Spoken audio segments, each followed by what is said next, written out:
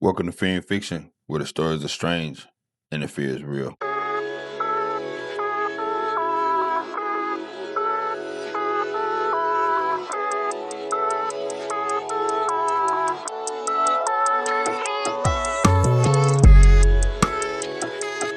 What's going on, Fear and Fiction family? We're back. Hope everybody's doing well. Hope y'all staying out of trouble. Now, today, we're going to get into some Section 8 horror stories. I was sent a couple stories, decided to go down a rabbit hole, and this is what I found.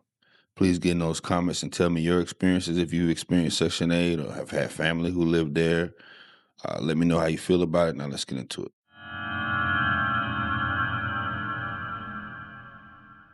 I want to start by saying, I never hated the man on the other side of my wall. By the end, I was more afraid for him than of him. I think that matters, so I am saying it first. We got into the duplex on a voucher. If you have ever held one, you know you do not get to be picky. You take what will accept it, and what accepted us was one half of an old duplex on the edge of the city, sharing a single wall with the other unit. My mother, my two younger sisters, and me. It was not much, but it was ours. And after where we had been, ours was everything. The man next door was already there when we moved in. Younger guy, lived with what seemed like a rotating house full of family. And for the first month or so, it was just loud. Music, heavy bass, the kind you feel in your teeth. Going 10, 12 hours at a stretch on the weekends. I could live with loud. Loud is just people. It was the nights that got into me. Because the parties would wind down around 3 in the morning, and the music would cut off, and then, in that new quiet, the man would start to cry. Not crying like a person who stubbed a toe, crying like something had been torn out of him and never put back. And while he cried, he would punch the wall, our shared wall, slow at first, then steady, then for hours. 3, 4 in the morning, this grown man sobbing and driving his fist into the wall my sister slept against, over and over, until the sun came up. I never called anybody. People always ask why. The honest answer is that the last time my family reported a neighbor, at a place before this one, it went bad in a way I'm not going to get into, and we learned the lesson. When you have nowhere else to go, you do not make war with the person on the other side of the wall. You just lie there and listen and pray for morning. That is the part nobody tells you about being poor. The fear is not always dramatic. Sometimes it is just lying still in the dark, hour after hour, because moving is not an option, and neither is making it stop. Then one day the noise next door changed. Trucks, voices, a notice on the door. I found out later their voucher situation fell apart. Somebody used it wrong, and the whole household got put out. Within a week, the unit beside us was empty, cleared. The power shut off at the meter, sealed. And the third night it was empty. At 3 in the morning, the man started crying through the wall. I sat straight up. My first thought was that he had come back, broken in, was squatting in his old place. So I did something I had never once done in 2 years. I got up, I put my hand flat against that wall, and I said through it that he had to stop, that my sisters were trying to sleep. And something punched back. One hard hit, right under my palm, hard enough to sting my hand, from inside a sealed, empty, powerless unit where there was no living soul to throw it. And then the crying went on like I had not said a word. I did not sleep the rest of that night, or much of the next week, and I finally broke down and asked the old woman who had lived 3 doors up since before I was born. I expected her to tell me squatters get in all the time. She did not. She got quiet, and she told me she had watched a lot of families come and go through that half of the duplex over the years. And every single one of them, she said, ended the same way. Started off normal, then the long, loud nights, then the crying, then the wall. She said it like she was describing weather. She said that unit takes whoever lives in it and wears them down to the same place. And the ones who leave do not really take all of themselves with them when they go. Something stays in that wall, and it is always, always crying. We are still here. I cannot afford to not be here, and that is its own kind of horror, knowing the danger and having nowhere to take your family away from it. But here's the thing I have not told my mother, the thing that actually frightens me now. Lately, on the bad nights, when the crying comes through that empty wall, I do not feel scared the way I used to. I feel something worse. I feel like I understand him. Some nights my own hand drifts up to the wall on its own, and I have to pull it back into my lap and hold it there. I do not think that man was a bad neighbor. I think he was just the one who lived there before me. And I'm starting to think the wall is patient and it is not done.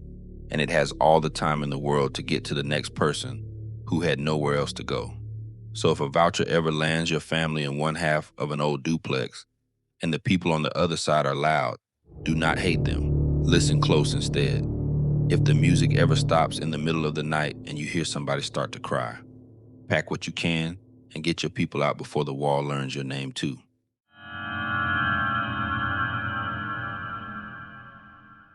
The voice came from the closet of the bedroom I had as a little girl.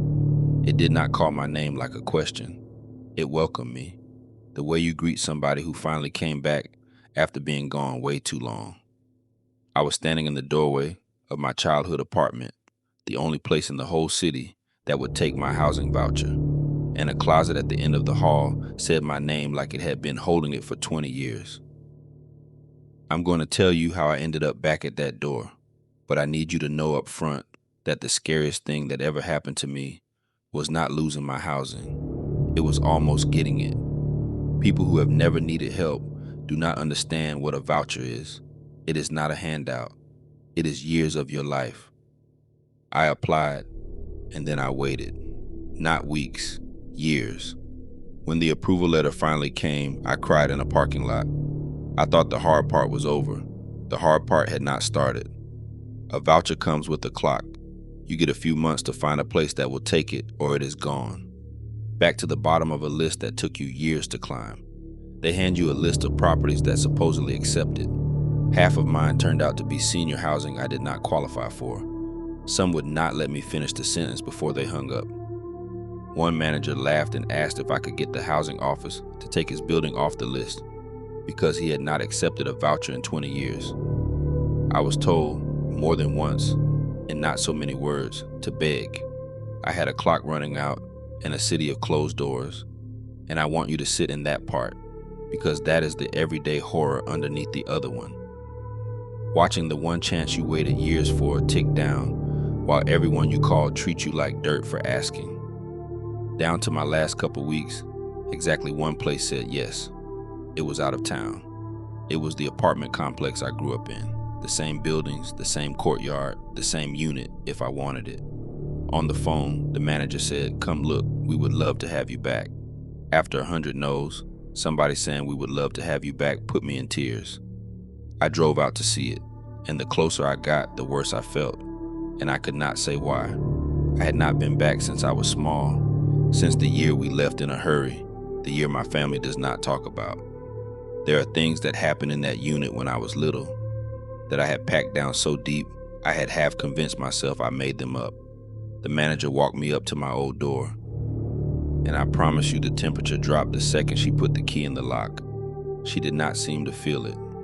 She opened the door, stepped back, and told me to take my time and see if it still felt like home. That was the problem. It felt exactly like home, like no other family had lived there in all those years, like the air had been holding its breath waiting for me. I walked to the doorway of the little back bedroom that used to be mine. The closet door was open, and out of that closet, soft and warm and certain, came my name. Not called, welcomed, followed by, "You came back." I did not look around. I told the manager I would call her, and I drove home shaking, and I still told myself I would take it anyway because it was the only door open and the clock was almost out. And a bad feeling is not a reason to be homeless. I never had to make that choice. 2 days later, the housing office called and said they could not approve the unit because it was outside the area I was required to stay in for work. The one place that would take me was the one place the rules would not allow. My voucher ran out. It was gone. The years were gone. For a long time, I was destroyed about it. But late at night, when I think about how close I came to signing a lease on that door, on that little back bedroom, on whatever was in that closet that knew my name and missed me, I do not feel cheated anymore. I think something tried very hard to bring me back and used a system that fails people like me as the bait and only missed because of one line on a form. I never found housing that year, and that is the true, sad part. But some doors only open for you because of what is waiting on the other side, and I will take no roof at all over walking back through that one.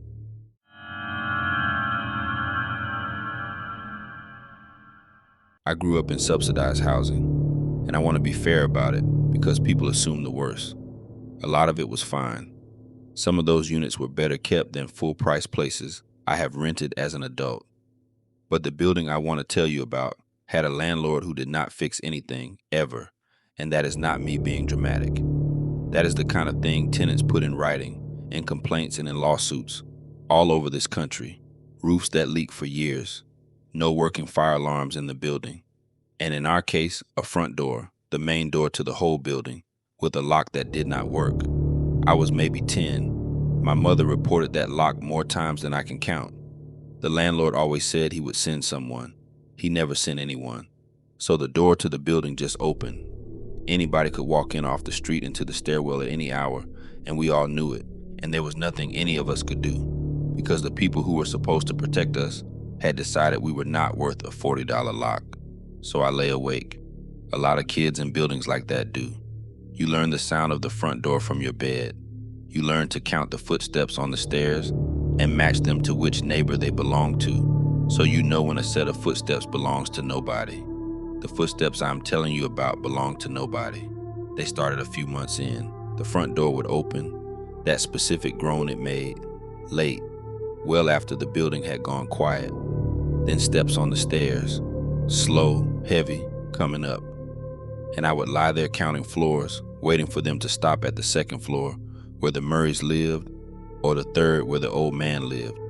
And they never stopped where a living person lived. They came up to our floor, the top, and then down the hall.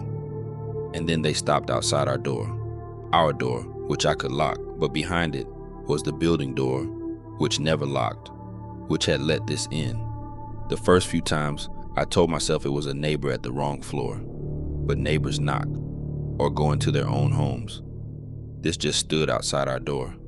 I could see the shadow of 2 feet break the light in the gap at the bottom, and it would stay there, some nights for a minute, some nights much longer, while I lay frozen looking at those 2 dark shapes in the light, not breathing, until eventually the floor would creak and the shapes would be gone, and I never once heard it go back down the stairs. I told my mother. She believed me, which scared me more than if she had not, because she got very quiet and she started sleeping in the front room between us and that door. She never said what she thought it was. She just put herself between it and her children every night, the way she put herself between us and everything else, because the building would not even give us a lock to do it for her. We moved out when I was 12, to a place with a door that locked, and I never heard the footsteps again. For years I told myself it was a bad dream, the kind of frightened kid invents in a building that scared him. But I went back to that neighborhood a while ago, grown now, and I ran into a woman who had lived on the first floor back then.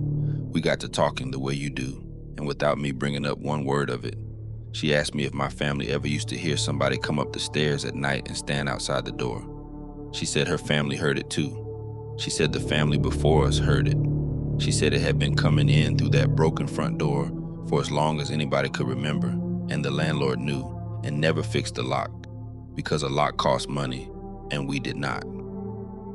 That is the part I cannot let go of, not the footsteps. The fact that something was coming into our home night after night, and the only thing standing between it and us was my mother lying awake on the front room floor, because the men who owned that building decided people like us were not worth keeping a door shut for. The danger was never the people who might walk in off the street. I worried about the wrong thing my whole childhood.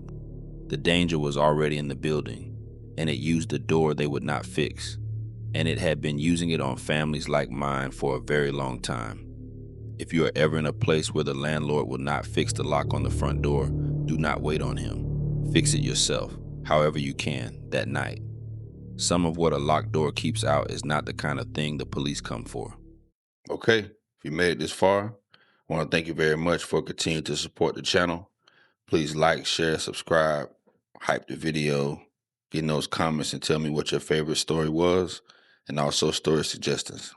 Have a good day.